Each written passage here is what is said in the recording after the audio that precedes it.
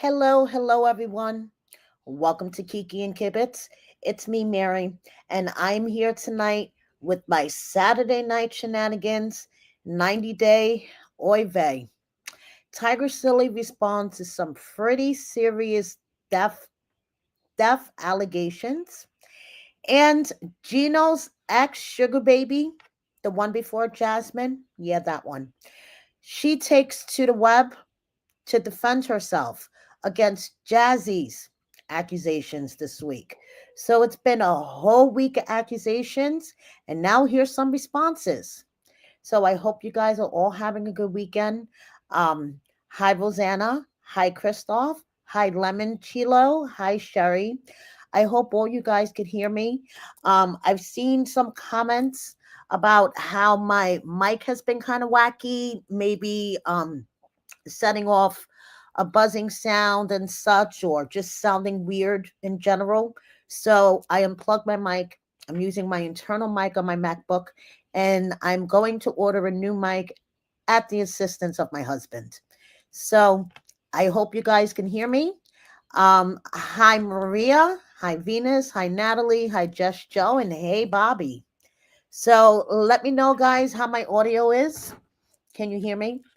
And yeah. Hi, Barbara. You're not late. I just started.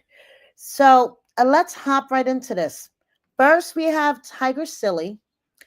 She was accused of a pretty hefty thing. Okay.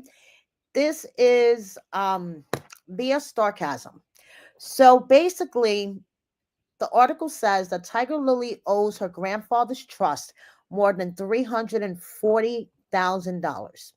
You guys could check out the full article at Sarcasm if you like. So TigerSilly took to her stories, and okay. So to make a long story short, TigerSilly took to her stories. I'm not going to read all this, but someone asked her straight up, "Did you steal 340K from your grandfather's trust?" And she replies, "This is a long answer that will be several slides long. Let me start first by saying people should really do their own research to educate themselves on anything really, not just this, but in all aspects of life in general. Question everything. Don't just believe what you read or see other people saying, me included. Research, research, research. I understand that reading legal documents isn't easy, but everything I'm about to tell you is all public knowledge and is out there for anyone to see for themselves. I've been schooled and trained to read legal documents as part of my career for over 5 years now, and it does get easier with time and experience." So first, she says, firstly, only the trustees of the trust have access to the money in the trust. So there's absolutely no way I could have even touched my money from my grandfather's trust, as I was not the trustee. My grandfather's trust was set up with my grandmother being the 100% beneficiary upon his passing. My grandparents were multimillionaires, and my grandfather loved my grandmother so much and loved spoiling her. They had the most amazing love for each other. But let's ignore the forgery part for the basis of this answer and only focus on what's publicly out there regarding the quote debt that I owe. The trustee was my uncle, and he wasn't giving my grandmother a penny of the trust he was setting up for her. My mom and I were taking care of her and paying out of our own pocket for her to keep living in the manner she was accustomed to. This included food, drink, clothing, toiletries, rent, household bills, and all the living expenses for the 3.5 years she lived until she passed. And yes, she had legal bills too because her own son, the trustee, was suing her and also my mom and I. What son sues their own mother? So far, it sounds like a lot of word salad, right? Okay. So then she gets into it and says, And yes, I'm so thankful the Texas court approved the protective order, so I was able to stop the verbal, emotional, and mental abuse the trustee was causing her. She had dementia and thought my grandfather wasn't dead, but was away on business until the trustee reminded her he was dead, and she had to relive it every time as it was the first time she was hearing about it. And he tell her how he didn't have any money, was working so hard and couldn't afford anything. He talked in a baby voice and referred to himself in third person like he was a child trying to trick her into giving him money. So now this is about the 340K. She finally gets to the meat of it. The 340K is the amount he spent suing his own mother, my mother, and me. And the corrupt Florida court signed off on the court order for my mom and I to pay the trust back for the legal fees that the trustee spent. Pretty messed up, right? And the kicker is that since I am a one-third beneficiary, I'm owed a third of the trust, which is well over the 340K debt. I have zero desire to get my third of the trust. I'm not struggling for money. I don't need it. I'm not requesting to get any of the hundreds of thousands of dollars my mom and I spent on my grandmother back. I've even told the court to take the 340K out of my third of the trust, but the trustee won't accept that. So again, ask yourself, who is the real thief here?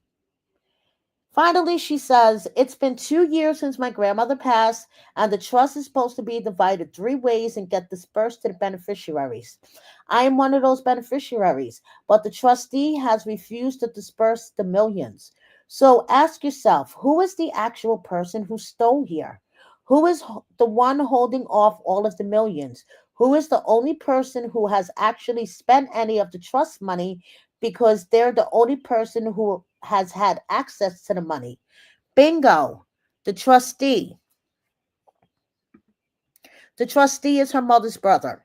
So basically, she's implying that the trustee stole from the trust, stole from her grandmother, and sued her mother, her grandmother, and herself. And they were ordered to pay court cost of 340K back to the trust. So I'm not going to say, I'm not going to read all of this, but basically she says that the money is supposed to be paid back into the trust, but her uncle is demanding that the check be paid directly to him. So, she's like, why should I be writing the check directly to my uncle? Like someone says, you have to pay him no matter what. That's the truth. So she says, firstly, it's not paying him, it's paying the trust in which I have a one-third portion of. I already said the 340K can come out of my portion that is owed to me. Think about it like this: if someone owes you $1 million, would you give them money before getting the million you are owed? So she's basically saying, okay, the court may have ordered us to pay 340K to the trust, but I'm owed a lot more money than that. So take out the 340K out of what you owe me and give it to me. But she is just goes on with the word salad. Like someone asked her, so why didn't you hire a good lawyer and sue them and take them to a higher court? Don't let it. So she says, because to appeal the judge's decision, there only has to be a procedural error. There wasn't a procedural error, so it would have been a moot point. The court was in a small town. I had a big shot attorney from Miami. And unfortunately, small towns are known for corruption. The judge and my uncle's attorney knew each other, and no other attorney in the entire town would take my case because they knew they wouldn't win against corruption. I tried hiring a few other attorneys and same situation. I can attest that in some small towns, yes, judges definitely can be corrupt. I can't attest to that. I've heard some stories, especially down south. But I don't know. Like I said, this sounds like a lot of word salad to me. Okay, so she says, what's even shadier is that at the hearing, the judge told my mom and I that we have to pay for that hearing only, which would have only been a few $1,000s. But the judge let my uncle's attorney draft the order, and he stuck in the words ordering us to pay the entire 3 years worth of legal fees my uncle accrued. And then what's even worse is that the judge told us the few $1,000s has to be paid to the trust. But the order his attorney typed up and had the judge sign said the 340K payable to my uncle himself. If that's not corruption, I don't know what that is. How does being told to pay 3K to the trust turn into 340K to a thief? Interesting. Very, very interesting. Okay, so Tigerlily may be right, may not be right, but it's just a whole lot of word salad. It's just a whole lot of word salad. So she's still obnoxious as fuck. Whether she got screwed because of this whole trust thing and whether her uncle was a douchebag really doesn't matter to me because I still consider her an asshole. So they're still going on about Niles. Can Adnan still pay for Niles' ticket to see his wife? You guys are my favorite. Like, Adnan really was going to offer Niles money. Like, we really believe this shit. Anyway, so um she says that's why my husband kept interrupting Niles during his segment because we wanted to surprise him and his wife. We weren't asking if Niles agreed with our relationship, just respected it, and he did it. So that ship has sailed. Thank you for supporting us. How's your baby? The baby is getting so big, the whole family is obsessed with him. Thank you for asking. What is your favorite 90 Day Fiancé season and episode? I never watch any of the shows other than ours. So I've say my favorite was our wedding episode. I wish they showed it more. Why am I not surprised that she never watched 90 Day before this? Didn't watch anybody else but her scene. So why am I not surprised? Like I said, she's an asshole. Okay. And you know who else is an asshole? Jasmine. Because she refuses to take responsibility and just admit the truth what happened with her losing her job. Okay. And she continuously blames Lindsay, Gino's ex, the ex sugar baby before her. And it, honestly, it is getting, tiring. And Lindsay took to the gram today to defend herself. So first she says, I'm the ex. I never sent the photos to anybody. I let her know he sent them to me and that was it. Not sure why this is all happening again, but I have all the screenshots of what was said. She is lying. Then she posts to her story, here we go again. It would be fantastic if somebody could stop lying about me. It's been 3 or 4 years now. Move on. I'm not the reason you lost your job, and I would never speak ill of someone's child they abandoned. See, that is Jasmine's main justification for ripping into Lindsay when Lindsay let her know about the photos because supposedly Lindsay insulted her child, her youngest special needs child, which, a word on the street, she doesn't have custody of, doesn't take care of, is not involved in his life, and is being cared for by a family friends. Okay, so yeah, Jazzy. So as I've shown before, and today was the day to whip them out and post them on IG. These are the actual messages between Jasmine and Lindsay. Lindsay's in purple, Jasmine's in gray. And as you can see here, Lindsay starts off with telling her, I just want to let you know that, he sent me some pictures. I didn't open the video. I just wanted to give you a heads up. And Jasmine, immediately starts insulting her, calling her old, ugly, making fun of her ass. You name it. Jasmine went on and on. Lindsay is old, depressing, ugly, a whore. Jasmine is young, beautiful, getting paid to go on vacations, and is a reality star. So she understands why Lindsay is jealous of her. And meanwhile, Lindsay this whole time is totally confused because she's like, listen, I'm just trying to give you a heads up on what Gino did. Why are you mad at me? If insulting me makes you feel better, hey, go for it. So, like I said, it's been a week of accusations. Jazzy took to the gram to say, imagine, just imagine committing a crime, revenge porn. You forgiving them as a dummy, and then they victim blaming you and creating a false narrative to look better. Jazzy, you weren't victim of a crime. There was no revenge porn going on. Those pictures were sent to Lindsay, and Lindsay sent them to you. So you knew what was going on. Stop making excuses. The reason why allegedly you lost your job is because you and your boss didn't get along. That's according to Gino. Okay, Gino's been saying this all week. Jasmine tries to spin the narrative that it's the ex's fault, and Gino's like, listen, she didn't get along with her boss, and she had an OF when she was in Panama. But no, Jasmine posted some receipts that she didn't have an OF.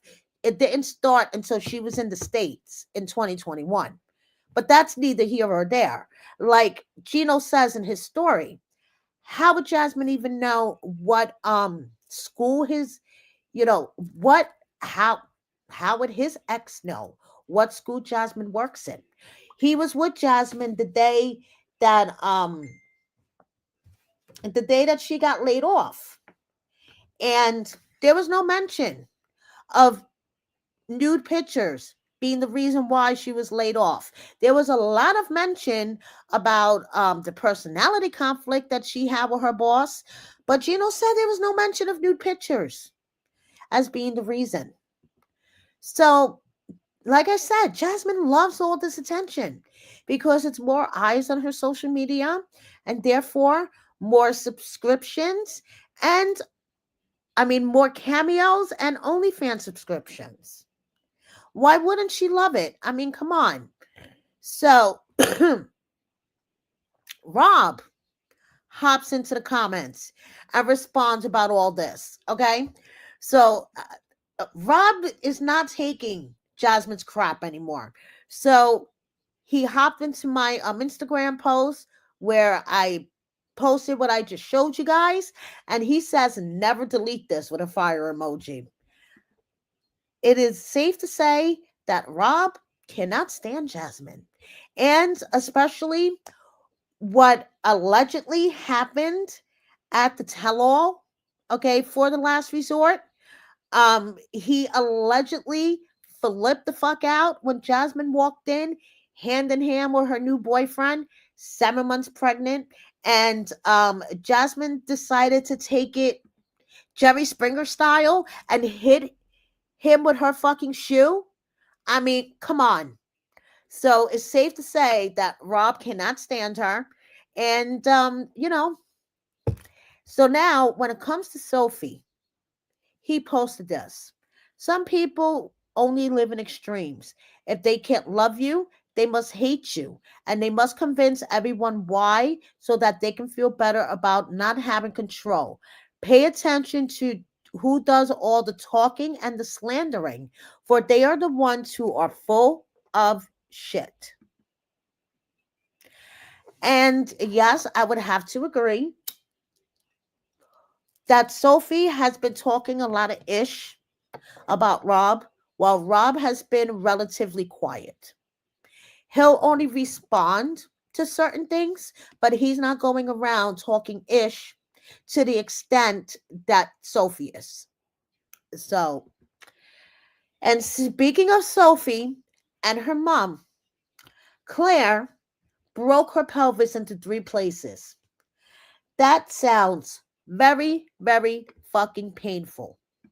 Okay. She said she had a fall on crutches, fell right on her back, and it turned out that she shattered her pelvis in three places. Then she said it must have been the hippo in me that made me fall. And I'm like, is she confused? Does she mean the rhino? And she's like, oh yeah, me and Sophie are having a good old laugh about this. I meant it was the rhino in me that made me fall, not the hippo. Get your animals right, woman. I know, right, Linda? A hippo broke her pelvis. Like, Claire, what the fuck is going on? So it's just, yeah. So it's the hippo in her that caused her to fall. Claire, I wish you a speedy recovery. She said actually there was a bright side to all this. Now she's gonna get surgery on her leg quicker. So I wish you a speedy recovery. That sounded really fucking painful. Rob is in Arizona, hanging out with his boys, living his best life. Okay, moving on. TJ, seen here at his sister's wedding. Somebody asked him the negative side of being on reality TV, being known on TV. You have to compromise with ethics, morals, and integrity. Then somebody else asked him, do you speak to Kimberly anymore? No, I never had have to. In general, I'm scared of the people who do black magic. So is that why you married her, TJ? If you were so afraid of black magic, why the fuck did you marry her? Moving on. Happy birthday to Chantel and Mama Karen. They were out there drinking, twerking, living their best life. And of course, the whole family was there, River and Papa Thomas. And before I let you guys go, I just want to provide a couple of miscellaneous updates and ramble a little bit about something that's near and dear to my heart. So, first of all, joy is coming for Michael. Joy is coming. Joy is coming. Yes, the song. Joy is coming. He's not having a baby or anything. He's just dancing to the song. Joy is coming. Um, Mark and Mina from the new season of 90 Day, which is starting on February 16th, the Sunday after the Super Bowl, because for some reason we take a break for Super Bowl Sunday. But a break is always needed. Here's Mark and Mina reliving their Paris days. Chef John from the last season of 90 Day Fiance UK showing off his weight loss and his cooking skills. Erica, Fart Girl's ex-girlfriend from 5 years ago. As you guys may or may not know, her boyfriend broke up with her right before Christmas. She had to move out of the house that was in his name. All sorts of financial and emotional crazy drama going on. Well, she's selling all of her clothes to try to make some money. And unfortunately, Kyle Gordy is still around, traveling all around, probably on his sperm donor tour. We have Magda's dog Hades, Hannah, as in Armando's Hannah. She's a teenager, guys. Look at her. Like she has sprouted up right before our very eyes. And Andre and Elizabeth's son, Winston, is another cutie. So I just wanted to ramble on before I let you guys go about a trend that I have been noticing on social media, YouTube, Instagram, Facebook, Reddit, you name it. There has been theft of original memes from pages that have been doing this for a long time, wiping out watermarks, covering up watermarks, and then posting it as their own their own original content. That I don't get. I also don't get when there's certain accounts out there, and if you're listening to me, you know who you are, who complain about other content creators. Yes, this is what I deal with, and my head spins on a daily basis. That deal with other content creators, okay? So come to complain to me about other content creators stealing their content, but they steal content from other people. I'm like, what the fuck? Pot calling the kettle black much? This is why I have watermarks all over my shit. Because as you guys may or may not know, I work really hard on putting these videos together. I try to put them together the best I can with the latest tea, things that I've been able to vet, heard from my sources, etc. I don't want other accounts stealing my shit without giving me credit. Not only is it lazy work, it's fucked up. It's just fucked up on, and I know this is YouTube, but on a professional level, we're all in the same pool. There's there's plenty for all of us. There is no need to rip off IG post, wipe out the watermark, and then stick it in your Facebook group and act like it's yours. So that has been really bothering me because that's another trend I've noticed, and it's pissing me to fuck off. Just saying. So thank you so much, guys, for watching me. And one more thing, this is totally going to be me at 63. And one more thing, please double check that you're subscribed. Because YouTube likes to fucking play games and they will unsubscribe you without you noticing. And one more thing, please like, comment, and share with a friend or 10. And please consider joining my membership, which I promise I will be paying more attention to. I will be uploading exclusive content to that really, really soon. Thank you so much, everybody, for watching me. I know it was a quick one tonight, but hey, I just wanted to get out whatever tea that I had. And thank you so much, everyone. Have a good night and see you next time. Bye, everybody.